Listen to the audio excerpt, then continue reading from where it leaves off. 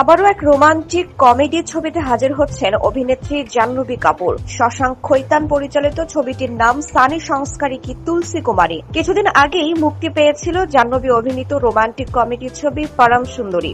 সেখানে তাকে দেখা গিয়েছিল বলিউড অভিনেতা সিদ্ধার্থ মালহোত্রার বিপরীতে।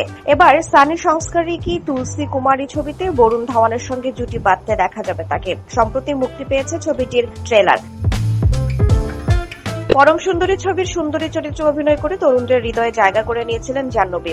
এবার সানি সংস্কারিকী তুলসী কুমারী ছবির তুলসী কুমারী হয়ে দর্শকদের মাতাতে আসছেন তিনি। পর্দায় একাধিকবার তাকে বিয়ের আসরে দেখা গেছে, কিন্তু বাস্তবে কবে সাত পাকে বাধা পড়বেন সেই প্রশ্ন উঠেছিল অনুষ্ঠানে। মিষ্টি হেসে জাহ্নবী উত্তর দেন, এখন আমি শুধুই সিনেমা কেন্দ্রিক পরিকল্পনা করছি, সামনে কি কি ছবি করব সেটাই ভাবছি। বিয়ে নিয়ে আপাতত কোনো পরিকল্পনা নেই, এর জন্য অনেক সময় আছে। হবু স্বামীর মধ্যে কি কি গুণ চান এমন প্রশ্নে জাহ্নবী বলেন, আমি চাই তিনি সুশিক্ষিত, ভদ্র, মার্জিত হন, আর অবশ্যই তার হাস্যরসের অনুভূতি খুব ভালো হতে হবে।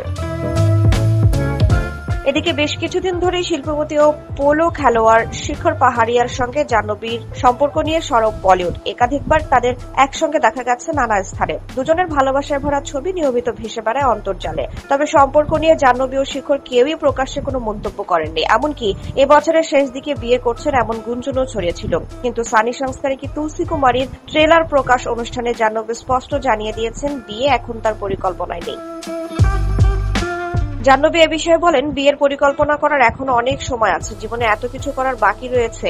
অভিনয়, চরিত্র, নতুন প্রজেক্ট এসব নিয়ে এখন আমার দিনরাত কেটে যাচ্ছে। কাজেই বলা যায়, বিয়ে নিয়ে যে গুঞ্জন ছড়িয়েছে তা তিনি পুরোপুরি সরিয়ে দিয়ে বুঝিয়ে দিলেন যে এখন তার একমাত্র লক্ষ্য ভালো ছবি করা। তার মতে একজন শিল্পীর আসল পরিচয় তার কাজ। ব্যক্তিগত জীবনের খুঁটিনাটি নিয়ে বেশি কথা বলার প্রয়োজন নেই, তাই তিনি বারবারই কাজকে সামনে আনতে চান, আর চান দর্শক তার অভিনয় দিয়েই তাকে মনে রাখুক।